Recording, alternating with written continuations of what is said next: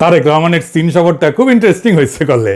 বিএনপির জাদ্রেল নেতা তারেক রহমানের সফর সঙ্গী হয় নাই মির্জা ফখরুল, শিলং সালাউদ্দিন, আমির খুশরু মাহমুদ। ইন্টারেস্টিং না? তিন ইন্ডিয়ান মালরে তারেক রহমান নেয় নাই, ইচ্ছা করে নাকি এটা কোনো বার্তা কে জানে। জিয়ার আমলে চীনের সাথে বাংলাদেশের সম্পর্ক শুরু হয়, কূটনৈতিক সম্পর্ক। তখন থেকে দারুণ বন্ধুত্বপূর্ণ একটা সম্পর্ক তৈরি হয়েছিল চীনের সাথে। কিন্তু 2004 সালে তাইওয়ানের কমার্শিয়াল মিশন খোলার অনুমতি দেওয়ার জন্য চীনের সাথে খালেদা জিয়া সরকারের এবং বিএনপির সম্পর্কের একটা অবনতি ঘটে। আমির খুশরু মাহমুদ তার মন্ত্রিত্ব হারায় এই কারণেই। তাই এই সফর ছিল বিএনপির জন্য একটা খুবই ক্রুশিয়াল ইভেন্ট। সেই সম্পর্ক কিভাবে আগের জায়গায় ফিরানো যায় সেই চ্যালেঞ্জ তো বিএনপির ছিলই।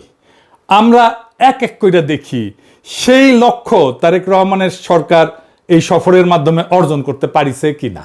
এই একটা এপিসোডে এটা কওয়া যাবে না, কয়েকটা এপিসোড লাগবে। তবে আমার ক্ষুদ্র ভাতার ভগিনীদের একটা রাষ্ট্রীয় সফরে কূটনৈতিক অর্জনের অ্যানালাইসিস কেমনে করা লাগে সেটা খুব ভালোভাবে বোঝা হয়ে যাবে। আমি মনে করি চীনের সাথে আমাদের বাণিজ্যিক এবং রাজনৈতিক সম্পর্ক, কূটনৈতিক সম্পর্ক তৈরি করতেই হবে খুবই উঁচু পর্যায়ে। এইটা আমাদের জাতীয় সার্বভৌমত্ব আর অর্থনৈতিক উন্নতি দুয়ের সাথেই জড়িত। কিন্তু কাজটা করতে হলে যে চিকনা বুদ্ধি নিয়ে কূটনীতি চালাইতে হইবে সেটা পারিছে কিনা সেটা আমি দেখাবো। আমি কোনো নিজে জাজমেন্ট করুম না, আপনারা আলোচনা শুনে সিদ্ধান্ত নেবেন যে আমরা জিতছি কিনা। আমি রেফারেন্স দিয়ে আলাপ করব। আসেন আল্লাহর নামে শুরু করি। আমাদের অ্যানালাইসিস শুরু করতে হবে দুই সরকারের যৌথ ঘোষণা দিয়া। এটা অফিসিয়াল ঘোষণা। ওইখানে আছে আসলে সলিড টার্মে কি কি হইল, দুই দেশ কি পাইল। এটা বাংলাদেশের চাইনিজ এমবাসির ফেসবুক পেজে দেওয়া আছে, চাইলে দেখে নিতে পারবেন। আমি ওইখান থেকেই নিছি। এই যৌথ ঘোষণার প্রথম পয়েন্ট, নতুন যুগে চীন বাংলাদেশ অভিন্ন ভবিষ্যতের অংশীদারিত্ব, কমিউনিটি অফ শেয়ার্ড ফিউচার, এইটা গড়ার যৌথ ঘোষণা। আমারে যদি বলেন তাহলে এই কথাটাই এই সফরের সবচেয়ে গুরুত্বপূর্ণ অর্জন। কিন্তু এই শব্দটা কেন এত গুরুত্বপূর্ণ সেটা ব্যাখ্যা না করলে আমরা এর ওজনটা ধরতে পারবো না। আসেন বুঝায় বলি। চীনের কূটনীতিতে সম্পর্কের একটা সিঁড়ি আছে, ধাপে ধাপে ধাপে ধাপে উঠতে হয়। সবচেয়ে নিচে সাধারণ সম্পর্ক, তারপরে বন্ধুত্বপূর্ণ সহযোগিতা, তারপরে অংশীদারিত্ব, তারপরে কৌশলগত অংশীদারিত্ব, তারপরে ব্যাপক কৌশলগত অংশীদারিত্ব, আর সবার চূড়ায় অভিন্ন ভবিষ্যতের অংশীদারিত্ব, community of shared future. Bangladesh এতদিন ছিল এই সিঁড়ির নিচের একটা ধাপে, ব্যাপক কৌশলগত সহযোগিতামূলক অংশীদারিত্ব, যেইটা 2016 সালে শি যখন ঢাকা আসছিল তখন এটা সাইন হয়েছিল। এই সফরে বাংলাদেশ এক ধাপ উপরে উঠে গেল, একদম চূড়ায়। এখন প্রশ্ন, চূড়ার এই ধাপটা আলাদা কেন? কারণ নিচের ধাপগুলো বোঝায় সম্পর্কের মাত্রা কতটা ঘনিষ্ঠ, কতটা গভীর, কিন্তু চূড়ার ধাপটা বলে দেয় সম্পর্কের প্রকৃতিটা কেমন। অভিন্ন ভবিষ্যৎ মানে শুধু আমরা বন্ধু না, আমরা একই নিয়তির অংশীদার। তোমার ভবিষ্যৎ আর আমার ভবিষ্যৎ একই সুতায় বাঁধা। গ্লোবালি এই অভিন্ন ভবিষ্যতের ঘোষণা চীনের জন্য খুব বিরল না। চীন এটা Laos, Cambodia, Myanmar, Pakistan, Cuba, মধ্য এশিয়ার দেশ অনেকের সাথে এটা করছে। তাই এইটা ইউনিক কোনো সম্মান না, এটা চীনের একটা সম্প্রসারণশীল কাঠামো। কিন্তু নেপাল, শ্রীলঙ্কা, মালদ্বীপ, ভারত, পাকিস্তান, বাংলাদেশ, এদের মধ্যে চীনের সাথে সর্বোচ্চ সম্পর্কের জায়গায় ছিল এতদিন শুধু পাকিস্তান। নেপাল না, শ্রীলঙ্কা না, মালদ্বীপ না, ছিল শুধু পাকিস্তান, চীনের জানের ভাই। আজ বাংলাদেশ সেই তালিকায় দ্বিতীয় নাম হইল। তবে চাইনিজদের এই শব্দের খেলা কিন্তু খুব মজার। আমার পিএইচডির কাজের একটা পার্ট হইতেছে চাইনিজদের এই পলিটিক্যাল কমিউনিকেশনের ভাষা ইন্টারপ্রেট করা। মজা লাগতেছে না? এই শব্দের খেলা থেকে আরো একটা মজার জিনিস দেখাই দিই। এই অভিন্ন ভবিষ্যৎ, এই বন্ধনের মধ্যে আবার কিন্তু স্তর আছে। এইটার মধ্যে আবার স্তর, ডিমের মধ্যে ডিম, মানে পেঁয়াজের খোসা খোলার মতো, এক খোসা খুলবেন আর এক খোসা, আর এক খোসা খুলবেন আর এক খোসা আসবে। অভিন্ন ভবিষ্যৎ ঘোষণা দিয়েও চীন প্রত্যেকটা দেশের সাথে একটা আলাদা বিশেষণ যুক্ত করে দেয়। দেখেন, কম্বোডিয়ার সাথে চীনের বন্ধন হচ্ছে অল ওয়েদার অভিন্ন ভবিষ্যৎ, মানে সব আবহাওয়ার বন্ধু। লাওসের সাথে হাই কোয়ালিটি, হাই লেভেল অভিন্ন ভবিষ্যৎ, আর পাকিস্তানের সাথে ক্লোজার, ঘনিষ্ঠতর অভিন্ন ভবিষ্যৎ, আর বাংলাদেশের সাথে লেখা শুধু অভিন্ন ভবিষ্যৎ ইন দ্য নিউ এরা, নতুন যুগে। কোনো অল ওয়েদার না, কোনো ক্লোজার না, কোনো হাই কোয়ালিটি না, এটা বিশেষণহীন। A community with a shared future for mankind in the new era. তো এই লেভেলে আছে কোন কোন দেশ? মিশর, Serbia, Solomon Island, Kenya. Bangladesh এখন এই দলে যুক্ত হইল। মামা আমি না ফার্স্ট হয়েছি, আমি সোলোমন আইল্যান্ডের সমান জায়গায় গেছি। বাংলাদেশের সমপর্যায়ে মিশর, সার্বিয়া, সোলোমন আইল্যান্ড, কেনিয়া। কেউই চীনের এক্সক্লুসিভ শিবিরে না। মিশর আমেরিকার সামরিক মিত্র, উপসাগরীয় অর্থে নির্ভরশীল, একই সাথে ব্রিক্সের সদস্য। সার্বিয়া ইউরোপিয়ান ইউনিয়নের প্রার্থী, ইউরোপের কেন্দ্রে। কেনিয়া পশ্চিমা উন্নয়ন সহযোগী, IMF এর সাথেও আছে, একই সাথে চীনের বড় ঋণ গ্রহীতা। সোলোমন আইল্যান্ড ছোট একটা স্পেসিফিক দ্বীপরাষ্ট্র, অস্ট্রেলিয়ার নিরাপত্তা প্রভাব বলয়। তার মানে এই স্তরটা মতাদর্শিক কোনো ব্লক না। মিশর, সার্বিয়া, কেনিয়া কেউই চীনের শিবিরভুক্ত না, এরা সবাই মাল্টি অ্যালাইড। বাংলাদেশ এই অর্থে তাদের সাথী। তাইলে এই লেভেলে যাইয়া বাংলাদেশের লাভ কি? এক নম্বর লাভ একটা প্রকাশ্য পরিচয় ঘোষণা। চীনের সংজ্ঞা অনুযায়ী এই স্তরে ঢোকার মানে হইল আপনি চীনের community of shared future for ম্যানকাইন্ডের দর্শনকে স্বীকৃতি দিলেন। এখন আমার ক্ষুদ্র ভ্রাতা আর ভগিনীরা কবে, দাদা এই কমিউনিটি অফ শেয়ার্ড ফিউচার এটার মানে কি? এরা খায় না মাথার দেয়? আক্ষরিক অনুবাদ হইতেছে মানব জাতির অভিন্ন নিয়তির সম্প্রদায়। নামটা শি জিনপিং আনুষ্ঠানিকভাবে চালু করে 2012 থেকে 2013 সাল। আর 2017-তে এটা চীনের সংবিধানে কমিউনিস্ট পার্টির গঠনতন্ত্রে ঢুকে যায়। তার মানে এটা নিছক স্লোগান না, এটা চীনের আনুষ্ঠানিক রাষ্ট্রীয় মতাদর্শ। শি জিনপিং চিন্তাধারার কেন্দ্রীয় এটা স্তম্ভ। দর্শনটা কি? মূল দাবিটা হইতেছে পৃথিবীর সব দেশের নিয়তি পরস্পর সংযুক্ত, তাই একটা অভিন্ন ভবিষ্যৎ থাকতে হবে যেখানে সবার নিরাপত্তা, সবার উন্নয়ন, সবার সমৃদ্ধি ভাগ করা হবে। পারস্পরিক সম্মান, উইন উইন সহযোগিতা, সভ্যতার বৈচিত্র্য, কেউ পিছায় থাকবে না। এর সাথে যুক্ত শির 4টা গ্লোবাল ইনিশিয়েটিভ। কি কি? Global development initiative, GDI, global security initiative, GSI, global civilisational initiative, GCI, আর সাম্প্রতিক গ্লোবাল গভর্নেন্স ইনিশিয়েটিভ। কিন্তু আসল রাজনৈতিক বিষয়বস্তু একটা মোড়কের নিচে, একটা বিকল্প বিশ্ব ব্যবস্থার নকশা। পশ্চিমা উদারনৈতিক আন্তর্জাতিক ব্যবস্থার পাল্টা ব্যবস্থা। পার্থক্যগুলো দেখেন। পশ্চিমা ব্যবস্থা কি বলে? যে সার্বজনীন মূল্যবোধ আছে, মানবাধিকার, গণতন্ত্র, তাই না, যা সব দেশের জন্য প্রযোজ্য।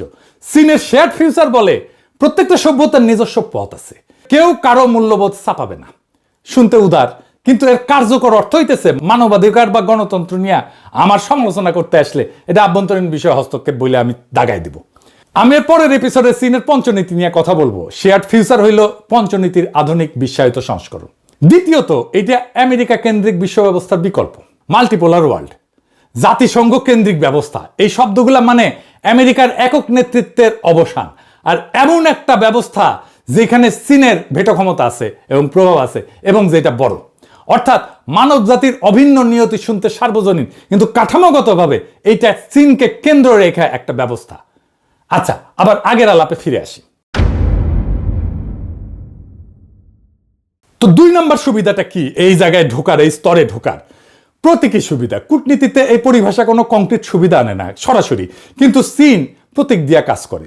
যখন চীন বলে তুমি আমার অভিন্ন ভবিষ্যতের অংশীদার, সেটা ভবিষ্যৎ লেনদেনের একটা দরজা খুলে রাখে। বিনিয়োগ, ঋণ, কূটনৈতিক সমর্থন, এটা একটা সম্পর্কের মর্যাদা যা পরে নগদে রূপান্তরিত হইতেও পারে, নাও পারে। 3 নাম্বার কি? আঞ্চলিক বার্তা। এটাই বাংলাদেশের জন্য সবচেয়ে তাৎপর্যপূর্ণ। দক্ষিণ এশিয়ায় এতদিন শুধু পাকিস্তান এই পরিবারে ছিল। বাংলাদেশ যোগ দেওয়া মানে ভারতের ঠিক পূর্ব সীমান্তে আর একটা দেশ প্রকাশ্যে চীনের পরিচয়ের কক্ষপথে ঢুকে গেল। ভারতের জন্য এটা একটা কৌশলগত উদ্বেগ, আর বাংলাদেশের জন্য এটা একটা লিভারেজ। ভারত পশ্চিম এদের সাথে দর কষাকষি যেতে কইতে পারবে আমার কাছে বিকল্প আছে। এটা একটা দেখানোর কার্ড থাকলো হাতে। এই পয়েন্টে আমেরিকার প্রতিক্রিয়া কি হইতে পারে সেটা নিয়ে পরের এপিসোডে আমি আলাপ করব। তবে পুরোটাই নির্ভর করবে বাংলাদেশের কূটনৈতিক মুনশিয়ানার উপরে। ভিয়েতনাম আমেরিকার সাথে ঘনিষ্ঠ নিরাপত্তা সম্পর্ক রাখে, আবার একই সাথে বিপুল চীনা বিনিয়োগ টানে, কারণ দুইটাই তার সামলানোর সক্ষমতা আছে। আমাদের আছে কিনা সেটা আমরা দেখব। এইবার আসেন 2 নাম্বার পয়েন্টে।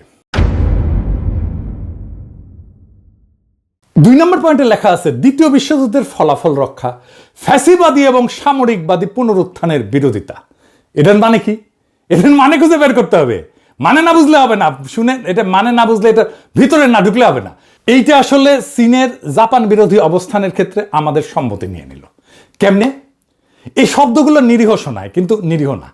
একটু খুলে বলি, কারণ এটা না বুঝলে আপনি বুঝবেন না বাংলাদেশ এখানে কি সই করলো। সামরিকবাদী পুনরুত্থানের বিরোধিতা মানে এই শব্দটা চীনের কূটনীতিতে একটা কোড। কাকে নির্দেশ কইরা? জাপানকে নির্দেশ কইরা। চীনের বয়ানে জাপান হইল দ্বিতীয় বিশ্বযুদ্ধের একটা অপরাধী দেশ, যে এখনো ঠিক মতো অনুতপ্ত হয় নাই, আর যে আবার সামরিকীকরণ করতেছে। আর যৌথ ঘোষণায়, কায়রো ঘোষণা এবং পচদাম ঘোষণার উল্লেখ আছে। এটা একটা কোড। কারণ চীনের যুক্তি এই দলিলগুলোতেই বলা আছে তাইওয়ান চীনকে ফেরত দিতে হবে, মানে দ্বিতীয় বিশ্বযুদ্ধের ফলাফল রক্ষা তাইওয়ান চীনের। আর আজকের প্রেক্ষাপটে যুদ্ধোত্তর আন্তর্জাতিক ব্যবস্থা রক্ষা মানে চীনের ভাষা এটার মানে আমেরিকার নেতৃত্বাধীন ব্যবস্থার বিরোধিতা করা, জাতিসংঘ কেন্দ্রিক ব্যবস্থার পক্ষে, যে জাতিসংঘে চীনের ভেটো পাওয়ার আছে। এখন আসল প্রশ্ন, এই জাপান বিরোধী, পরোক্ষ আমেরিকা বিরোধী ভাষায় বাংলাদেশ সই করলো কেন? জাপানের সাথে বাংলাদেশের কোনো বিরোধ আছে? নাই তো। উল্টাটা, জাপান 5 দশকের বেশি সময় ধরে বাংলাদেশের বৃহত্তম দ্বিপাক্ষিক উন্নয়ন অংশীদার। স্বাধীনতার পর থেকে $32 বিলিয়ন বেশি সহায়তা দেয়। মাতারবাড়ি সমুদ্র বন্দর করতেছে, বাংলাদেশের প্রথম গভীর সমুদ্র বন্দর জাপানি বানাইতেছে। চীন সোনা দিয়ে একটা গভীর সমুদ্র বন্দর বানাইতে চেয়েছিল, ভারত, জাপান আর আমেরিকার বিরোধিতায় সেটা বাতিল হয়ে যায়। আর জাপান মাতারবাড়ির কাজ পায় চীনের বিপরীতে একটা ভূ রাজনৈতিক জয় নিয়ে বাংলাদেশে। তাইলে দাঁড়াইলো কি? যে জাপান বাংলাদেশের সবচেয়ে বড় উন্নয়ন বন্ধু, যে জাপান চীনকে হারায় বাংলাদেশে বন্দর বানাইতেছে, বাংলাদেশ সে জাপানের বিরুদ্ধে চীনের কোডেড ভাষায় সই করে আসলো। এটা বাংলাদেশের চিরাচরিত অবস্থান কিন্তু না। চীনের ভূ রাজনৈতিক বয়ানের ভাষা সে গ্রহণ করলো, যেটা বাংলাদেশ নিজের স্বার্থের বিরুদ্ধে গিয়া গ্রহণ করছে। এইটা বাংলাদেশের তাবর তাবর ডিপ্লোম্যাটরা বুঝলো না, নাকি ধূর পটায় দিল চায় না। এখন প্রশ্ন আসতে পারে, এটা সাইন করলে বাংলাদেশে কোনো ক্ষতি হইলেও? বড় কোনো ক্ষতি হয় নাই, আমি এটা আগেই বলে দিই। কারণ বাংলাদেশ জাপানের নাম নিয়ে কিছু বলেনি, এটা সাধারণ ভাষায় সই করছে, যা চীনের স্ট্যান্ডার্ড বয়ানের অংশ। তাহলে বিপদটা কোথায়? বিপদ কি একেবারেই নেই? আছে, বিপদ আছে। বিপদ কি? 3টে জায়গায় বিপদ আছে। 1 নম্বর কূটনৈতিক। টোকিও এই কোডের ভাষা চিনে, তারা জানে কায়রো, পটসদাম আর সামরিকবাদী পুনরুত্থান এটা কি। এটা চীনের জাপান বিরোধী শব্দভাণ্ডার, চীনের জাপান বিরোধী বয়ান। বাংলাদেশ সেই ভাষায় সই করায়, জাপান তো ভুরু কুচকাবেই। কিন্তু জাপান এটাও জানে এই ভাষা স্ট্যান্ডার্ড চীনা টেমপ্লেট। চীন প্রায় সকল অংশীদারকে এইটাতে সই করায়। তাই জাপান সম্ভবত এটাকে গুরুত্ব না দিয়া প্র্যাকটিক্যাল সম্পর্কতে মনোযোগ দেবে। জাপান বাস্তববাদী, প্রতীকে প্রতিক্রিয়া দেখায় না সহজে। 2 নাম্বার, জাপান কি প্রতিশোধ নেবে এটার জন্য? না, কারণ জাপানেরও বাংলাদেশকে দরকার। জাপানের বাংলাদেশে বড় বিনিয়োগ আছে এবং সেটা চীনকে ব্যালেন্স করার কৌশলের অংশ। জাপান বাংলাদেশকে চীনের দিকে আরো ঠেলে দিতে চাইবে না একটা প্যারাগ্রাফের একটা ভাষার জন্য। কূটনীতিতে যার আপনাকে দরকার, সে আপনার ছোটখাটো অসঙ্গতি এটা হজম করে ফেলে। 3 নাম্বার, এখানে কিন্তু আসল বিপদটা বিশ্বাসযোগ্যতার ক্ষয়, নির্দিষ্ট শাস্তি না। বাংলাদেশের আসল কৌশলগত সম্পদ হইল credibility as a balancer. Balance রক্ষা করে চলার যে ক্রেডিবিলিটি, এটা ক্ষতিগ্রস্ত হয়। সবার সঙ্গে কথা বলতে পারার ক্ষমতা, কারো পকেটে না থাকা, এই ধরনের ভাষায় সই করলে সেই ভাবমূর্তি ক্ষয় হয়, এটা দাগ পড়ে, কালো দাগ পড়ে। জাপান, আমেরিকা প্রত্যেকে একটা করে নোট লিখে দেবে যে বাংলাদেশ চীনের বয়ান গ্রহণে দ্বিধা করে না, এমনকি নিজের স্বার্থের বিরুদ্ধে যায়ও। একটা যৌথ ঘোষণা বিপর্যয় ঘটায় না, কিন্তু এরকম 10টা সিগন্যাল আসলে বাংলাদেশের নিরপেক্ষ ব্যালেন্সের পরিচয়টা এটা হারায় যাবে। এই কাজটা বাংলাদেশ অনেক করে ফেলছে আগে। আমেরিকার সাথে ট্যারিফ এগ্রিমেন্ট সাইন করছে, ওইখানে আবার চীনের নাম উল্লেখ করে নাই, কিন্তু সরাসরি আছে নন মার্কেট এন্টিটির সাথে কৌশলগত চুক্তি করতে পারবে না, মানে চীনের সাথে। ইরানের প্রধান নেতা নাম মারা গেল, ইরানের বিরুদ্ধে পরদিন বিবৃতি দিল বাংলাদেশ। সব চুক্তি আর সব বিবৃতি যেহেতু ইংরেজিতে লেখা থাকে, তাই বাঙ্গুদের মনে হয় টিকি লিখেছে, সাইন করে দিই।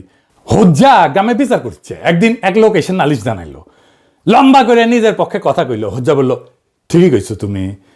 একটু পরে বিপক্ষের লোক এসে উল্টা কথা বললো, হ্যাঁ, নিজের পক্ষটা বোঝাইলো। হজ্জা ওকেও কইলো, তুমি ঠিকই কইছো। তো পাশে বউ বসেছিল হজ্জা, তো অবাক হয়ে কইল, এ কেমন কথা? একজন বললো এক কথা, আপনি বললেন সে ঠিক, আর একজন উল্টা কথা বললো, সে আপনি বললেন সেটাও ঠিক, দুইজনে তো ঠিক হইতে পারে না। হজ্জা একটু ভেবে নিয়ে কইল, তুমিও ঠিক কইছো। পরের এপিসোডে দেখামো এই চীন সফরে আর কি কি ঠিক বলিছে বাংলাদেশ। তবে আমাদের লক্ষ্য হবে বাংলাদেশ যেন কারো পকেটে না ঢুকা নিজের স্বার্থ রক্ষা করতে পারে। সেইখানেই বাংলাদেশের মুক্তি, সেখানে বাংলাদেশের জনগণের মুক্তি। ইনকিলাব জিন্দাবাদ, আজাদি জিন্দাবাদ।